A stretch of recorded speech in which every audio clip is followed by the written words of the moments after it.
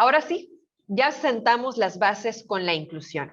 Y el siguiente paso, podríamos decir, que es justamente la equidad de género.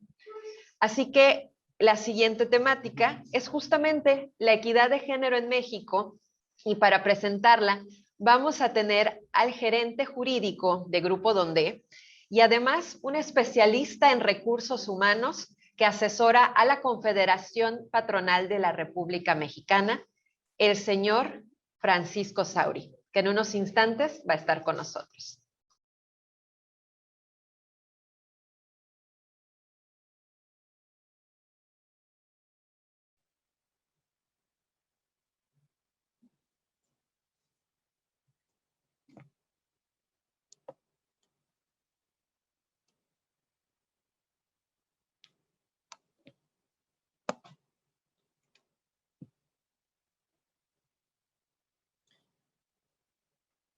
Muy buenos días, tengan todos ustedes.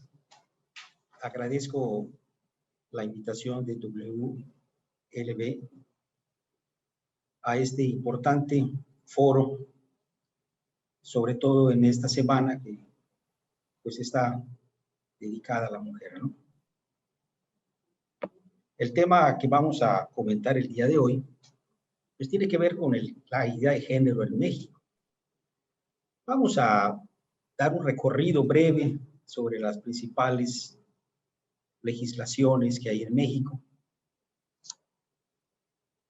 que hablan de este tema, y también vamos a hacer un recorrido por algunos datos estadísticos que diversas encuestas nacionales auspiciadas por el INEGI también nos dan información al respecto para que veamos algunas fotografías de esa realidad que hoy está en México funcionando. Y terminaremos con algunas propuestas de algunas ideas que me gustaría compartir el día de hoy.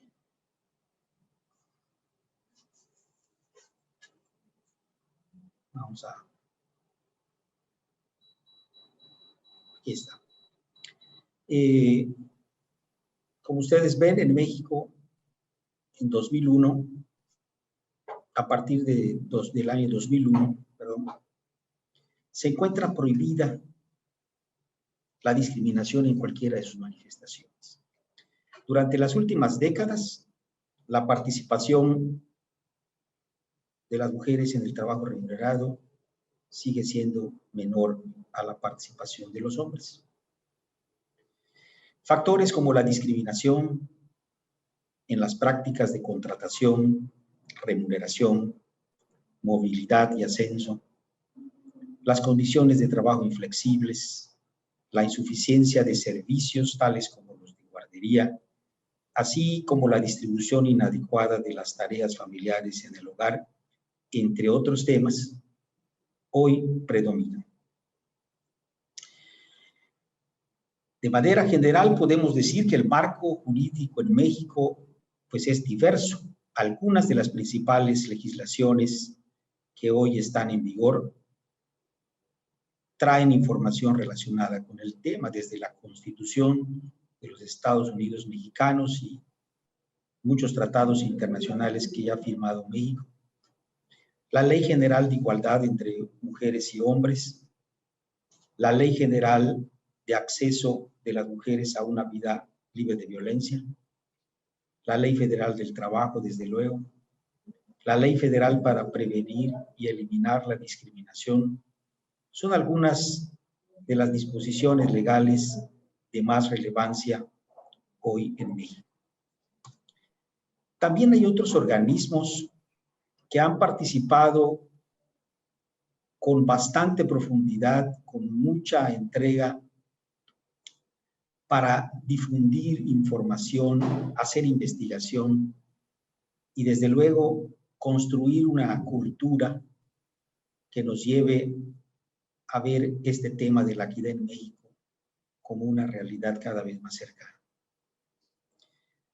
Las tres instituciones que hoy están muy activas, entre otras, ¿verdad? Porque hay muchísimas más, desde luego, en México, pero para efectos del tema, me permití señalar estas tres: el Instituto Nacional de las Mujeres, el INMujeres, que entre los antecedentes que tienen, implementó el modelo de equidad de género en el año 2003. También la Secretaría del Trabajo y Previsión Social, a partir del 2009, instrumenta la norma oficial mexicana 25 para la igualdad entre mujeres y hombres. Fue el primer instrumento en el que varias prácticas para que esta equidad sea una realidad fueron más visibles para las organizaciones del trabajo. El CONAPRED también en 2011 diseñó e implementó una guía de acción contra la discriminación, la guía ISI, que significa Institución Comprometida con la Inclusión.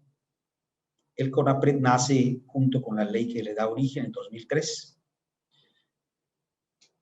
Y ahora con los cambios en las normativas que son cada vez más interesantes, esta norma oficial mexicana modificó su denominación para actualizarse al 2015.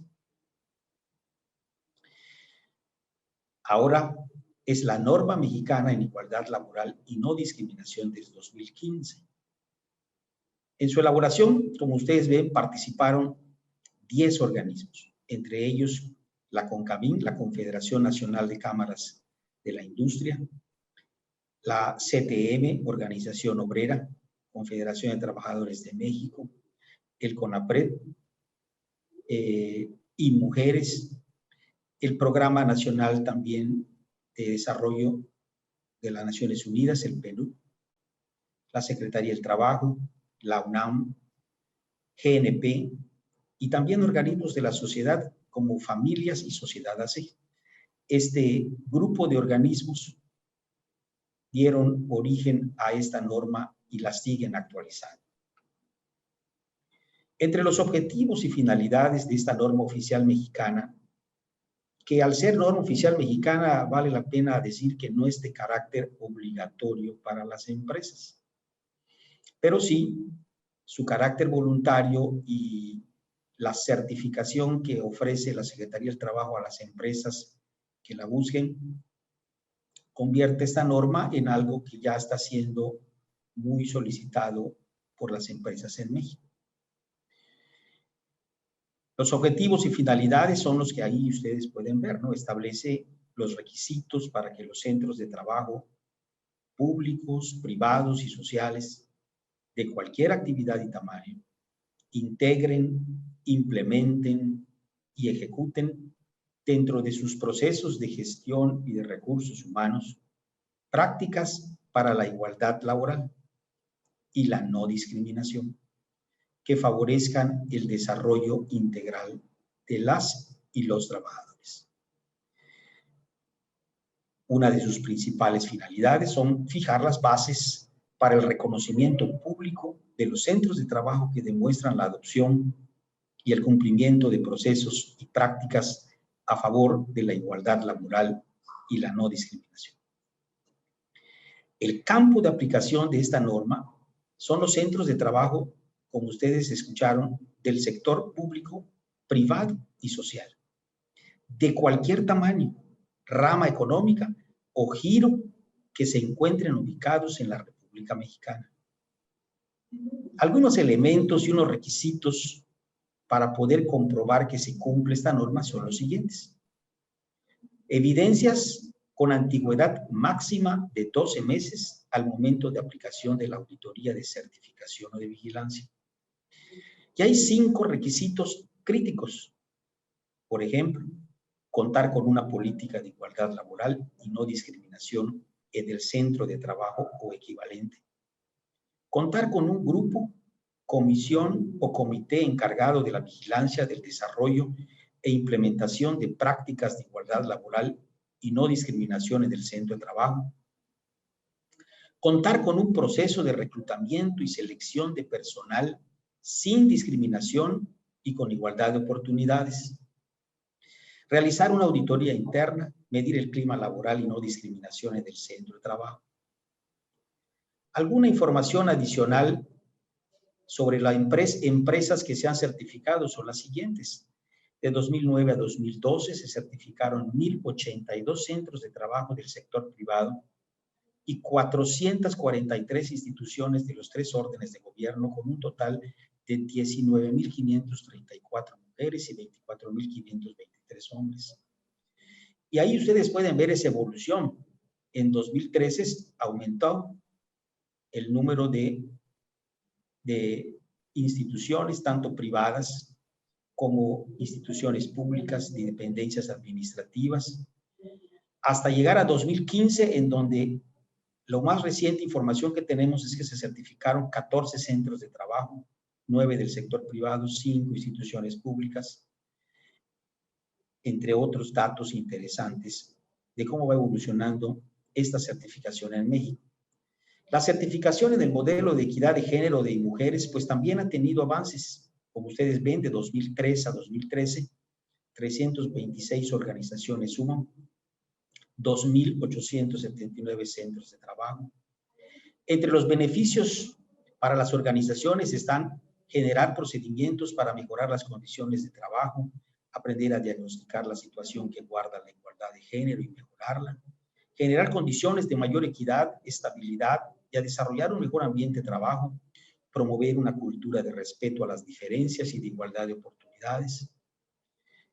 La aplicación de la guía ICSI, la que hablábamos también del CONAPRED, desde julio de 2011 a 2014 hay 5 instituciones de administración pública federal registradas, 50 instituciones estatales, 329 instancias municipales, 297 ayuntamientos, 681 instituciones públicas en total. Y desde el 2011, 74 organizaciones de la sociedad civil, 79 instituciones privadas, en un total de 834 instituciones comprometidas con esta guía ICSI, que, como ustedes escucharon, es una institución comprometida con la inclusión. En México va avanzando esta inclusión.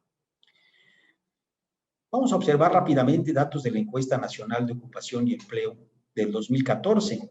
Acuérdense que esta Encuesta Nacional de Ocupación desde 2005 se viene haciendo trimestralmente, mensualmente también, y entre otros factores toma datos para la fuerza de trabajo, la ocupación, la informalidad, etc. Vamos a ver los datos que ahí tienen.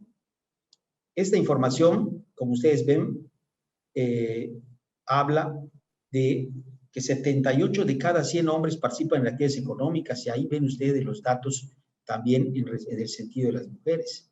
El promedio de horas trabajadas por semana, a la semana por parte de las mujeres es de 37.3 horas, y los hombres 44.8 horas. En la fotografía que nos dan sobre la población adulta mayor de 60 años y más, de igual manera se ven reflejadas las diferencias en las tasas de jubilación, las cuales son muy menores a las de los hombres, ¿no? 8.7 y 25.1 respectivamente. Entre los resultados de la encuesta nacional sobre discriminación, que es otra encuesta, la ENADIS, que la ENADIS sirve para conocer la magnitud, los tipos, las actitudes y de la población mayor de 15 años. 2 de cada 10 mujeres consideran que los principales problemas que afrontan están relacionados con la falta de empleo y o la economía, seguidos por la inseguridad, el abuso, el acoso, el maltrato, la violencia y la discriminación.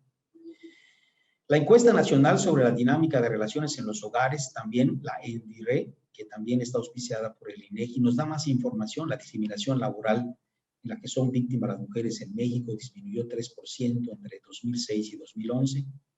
En 2011, el 21% de las mujeres que trabajaban sufrieron de algún incidente de discriminación en su lugar de trabajo. La encuesta nacional sobre la dinámica de relaciones en los hogares también observa un aumento en el porcentaje de mujeres que declararon tener menos oportunidades que un hombre para ascender en su lugar de trabajo, de 99.4% en 2006 a un 11% en 2011. Los 2 tipos de violencia que destaca la ENDIRE 2011 se clasifican en acoso y discriminación. Y el acoso significa humillaciones, agresiones verbales, físicas y sexuales. Eso es lo que la encuesta encuentra. Y la discriminación en menores oportunidades de trabajo, salario, promociones, prestaciones, ambos ponen en peligro el empleo de la mujer y disminuyen su dignidad personal y profesional. El 91% de las mujeres con violencia laboral mencionan ser víctimas de discriminación. También 9 de cada 10 mencionan ser víctimas de acoso laboral. Esta encuesta del IPADE también es reveladora. Con motivo de la pandemia, los despidos a los hombres directivos fueron mayores que los de las mujeres.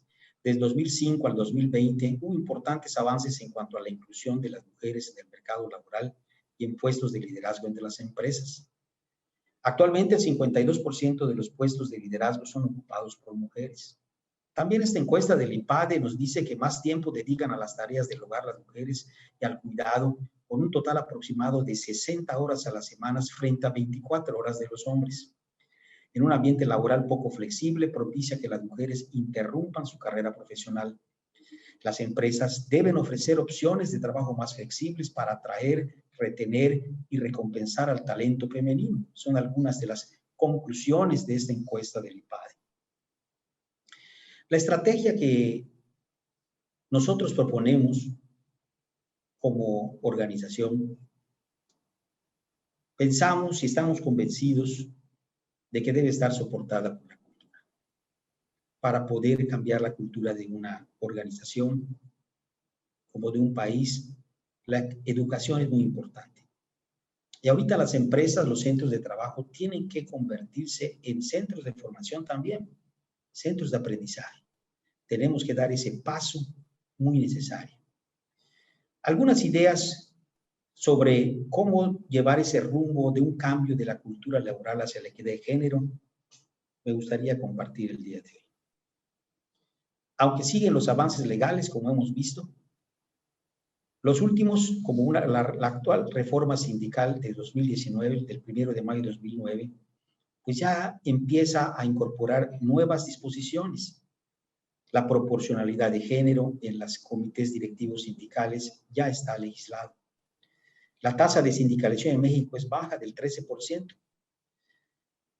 También el TEMEC y la reforma laboral están buscando crear políticas de acción en los centros de trabajo para la igualdad de género y derechos laborales, atender la violencia de género, la creación de protocolos conjuntos con la gente, son otras de las estrategias que van desarrollándose actualmente. En cuanto a la encuesta de discriminación del 2017 de la ENADIS, algunos resultados sobre las mujeres fueron estos. Los estereotipos de género encontrados son ser madre, principal persona proveedora, trabajo en el hogar y de cuidados no remunerado, las mujeres en cargos directivos, las tomas de decisiones en la vida cotidiana, el uso de métodos anticonceptivos, número de hijas e hijos, las prácticas y experiencias de discriminación, la percepción de las mujeres sobre la discriminación que son objeto. Todo esto contribuye, según la encuesta, a normalizar la discriminación. Hay que estar atentos a todo este tipo de estereotipos que deben irse dejando a un lado. Sin embargo, esta encuesta todavía se va un poco más a fondo, ¿no? Ya estos estereotipos fueron analizados por grupo de edad y por estrato socioeconómico. Fíjense lo interesante de estos datos. El 45.6% de jóvenes de 18 a 29 años está de acuerdo con que lo más importante es ser madre. 6 de cada 10 mujeres de 30 a 59 años piensan que este es su papel más importante. 3 de cada 4 adultas mayores comparten esta opinión. Se están produciendo importantes cambios intergeneracionales. Esto va evolucionando. La pregunta aquí clave es, a la que se respondió todo esto que ustedes ven, es: ¿lo más importante para una mujer es ser madre? Acaban de ver ustedes esas respuestas. Si nos fijamos sobre el estatus socioeconómico, podemos ver que cuando el estrato de los que contestaron esta encuesta era bajo, el 77.3 estuvo de acuerdo con esta pregunta. y el 22.7% en desacuerdo. Si las personas que contestaron fueron del estrato medio-bajo, el 63.4% de personas estuvieron de acuerdo con esta pregunta y en desacuerdo el 36.6%. Medio-alto 49%, casi el 50%, y el alto el 40%. Como ustedes ven, dependiendo del nivel de estrato socioeconómico, la pregunta va tomando respuestas diferentes. El total de personas encuestadas, ahí lo ven, 43.213.826 personas. Otra pregunta de esta encuesta muy interesante fue esta, ¿no? ¿El hombre debe ser el principal proveedor del hogar? A esta respuesta, 4 de cada 10 mujeres están de acuerdo con que el hombre lo sea, 43%. Solo el 31% de las mujeres de 18 a 29 años piensa así. 65.3% de las mujeres de 60 años y más piensa lo mismo. Interesantes respuestas también si observamos los datos que arroja el estrato socioeconómico. Como ustedes ven, a más alto estrato socioeconómico, menor porcentaje de personas están de acuerdo. Mientras que en el estrato bajo, el 59% estuvo de acuerdo, en el estrato alto el 25%, 26% casi. El total de personas que fueron encuestadas fueron de 43 millones también, aproximadamente. Veamos esta otra pregunta. Los quehaceres domésticos deben hacerlos principalmente las mujeres.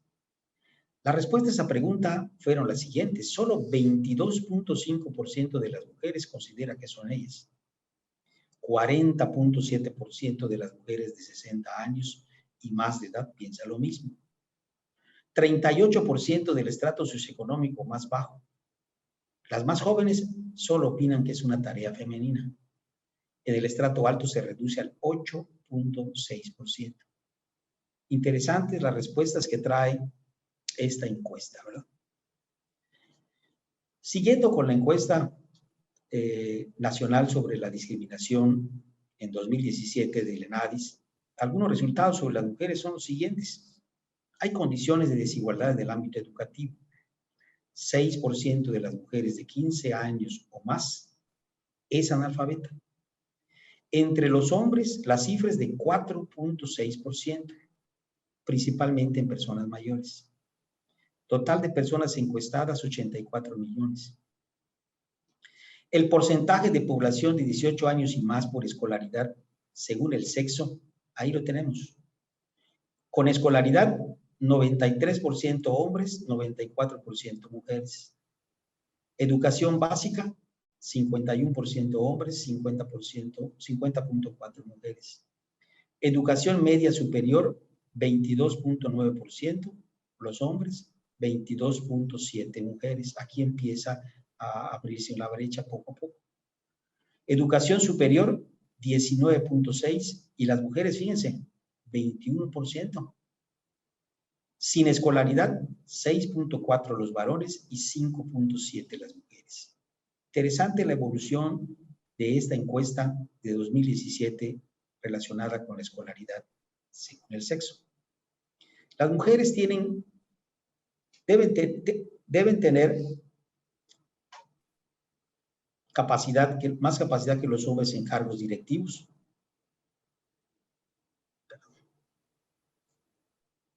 En el ámbito laboral, 1 de cada 10 mujeres, dice esta encuesta, considera que la capacidad femenina es menor que la masculina en un 11.7%. Permanece esta opinión entre las mujeres de 60 años y más en un 22.8%. Las jóvenes de 18 a 29 años en un 8.6% lo consideran. Una quinta parte de las mujeres del estrato socioeconómico bajo está de acuerdo con esta opinión. Y si analizamos los datos de los estratos socioeconómicos, ahí pueden ustedes ver también los resultados. a más bajo estrato socioeconómico, menor porcentaje está de acuerdo. A mayor estrato socioeconómico, el acuerdo es cada vez más representativo. La siguiente pregunta, en su hogar, ¿quién desde la mayor parte de las veces si puede comprarse cosas para usted, ropa, zapatos, etcétera? Ahí nos dicen que 2 de cada 3 deciden individualmente si pueden salir de casa. Las mujeres de 60 años y más son las que mayor decisión tienen. Las jóvenes de 18 a 29 años en un 52%. Menos de la mitad del estrato socioeconómico bajo deciden por sí mismas si pueden salir de su casa. 75% de los estratos medio, alto y alto pueden decidir sobre la acción de salir de su casa. Fíjense cómo la condición del estrato socioeconómico nos da más información en cuanto a si solo ella puede decidir, su pareja, ambos, entre otras cosas, ¿verdad? Ahí podemos ver las diferencias que tenemos en las opiniones que arroja esta encuesta. Este estudio Ranking Par 2019, más reciente, elaborado por esta consultora Equales por segunda vez en México, lo hizo en 80 empresas, en su primera versión lo hizo en 50 empresas, todas ellas, la mayoría con mucha gente empleada, arroja los siguientes resultados. Mujeres al frente del 18% de puestos directivos, en comparación con Perú 22% y Colombia 27%. Esta es una encuesta que se compara a otros países latinoamericanos. En México, solo 34% de las empresas en el país tienen metas de género para cargos directivos. Las brechas de género en las empresas transnacionales son menores a las compañías mexicanas. Las empresas extranjeras ya tienen políticas de inclusión, lo que no sucede en su mayoría con las nacionales. La mayoría ofrece horarios flexibles, 74%, y más de la mitad, 62%, cuenta con un protocolo de sanción en casos de acoso sexual. Manpower Group fue la empresa con las mejores prácticas en este ranking. Por cierto, un comentario de la encuesta decía eso, ¿no? Es que le quiten del mantis. Y eso sugerido por una mujer. Curiosidades de la encuesta, ¿verdad? Pasamos a las propuestas. Vamos terminando esta presentación con unas ideas que me gustaría compartir con ustedes. Y las he denominado como retos y propuestas para poder ser puestas en prácticas en el ámbito laboral. ¿Qué retos tenemos en las empresas? Los retos como este, que es la equidad de género, pueden ser superados si las empresas respetan y toman con seriedad a los seres humanos con los que trabajan. Ahí está la primera idea importante. Trabajamos con seres humanos. Situar al ser humano en el centro de nuestra acción es primordial. Ese es un gran reto. La piedra fundamental para lograr esto es también comprender, conocer, comprender y aplicar la dignidad en el trabajo. Por esto, compartimos propuestas como estas que ustedes ven aquí, ¿no? ¿Qué elementos son necesarios para lograr estos retos? Pues hay que tener en cuenta la personalidad del individuo. Trabajar de acuerdo con el temperamento y el carácter del individuo. Los puestos de trabajo tienen que estar orientados a eso. ¿Cómo es la personalidad de la persona que voy a contratar? ¿Qué personalidad se requiere? Y eso está compuesto por nuestro temperamento y nuestro carácter.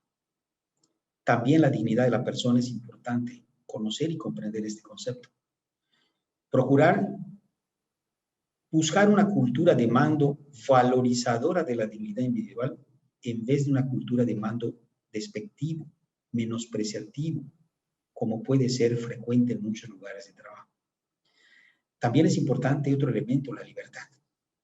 Nuevos sistemas de trabajo en donde haya un alto grado de libertad y diversidad. El trabajo digno. ¿Cómo debe ser el trabajo digno? ¿Qué debemos entender por esto? Pues en primer lugar debe tener sentido.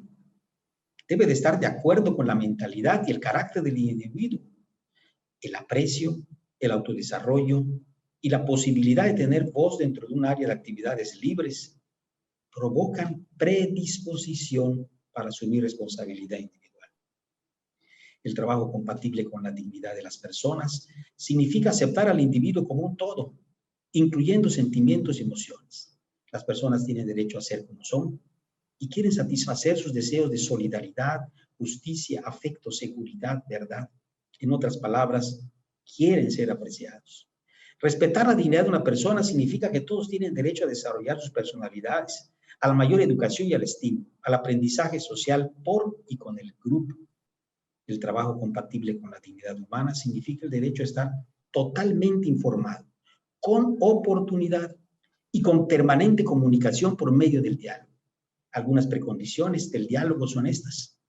Hay que aceptar las diferencias entre las personas y sus caracteres, aceptar las ideas de otros con seriedad, considerarlas como un enriquecimiento para nosotros mismos. Otras precondiciones importantes para el diálogo: ser tolerantes. Dialogar puede ser exitoso solo en la libertad. Los involucrados pueden aceptarse mutuamente con sus fortalezas y debilidades. Diálogo y confianza. La confianza significa fe. Creer en el otro permite que los demás descubran sus habilidades. Tenemos que trabajar mucho en estos conceptos. Desarrollar autoconfianza. De esa manera se descubrirán a sí mismos las personas que trabajan y serán estimulados a desarrollar sus talentos. Las empresas deben crear una cultura basada en el diálogo. Ahí está el centro de nuestra propuesta. Cultura basada en el diálogo. ¿Cómo puede lograrse esto? Pues en el diálogo hay que transparentar intereses. Para que el diálogo sea justo, deben transparentarse los deseos, los intereses y los objetivos de los involucrados. Informaciones abiertas, sin secretos, libertad y responsabilidad de acción en lugar de restricciones, estímulo en lugar de temor, liderazgo como servicio en lugar del ejercicio del poder. Algunos principios claves de este liderazgo en este entorno son la dignidad de la persona, la solidaridad y la subsidiariedad en el bien común. Principios sociales completamente.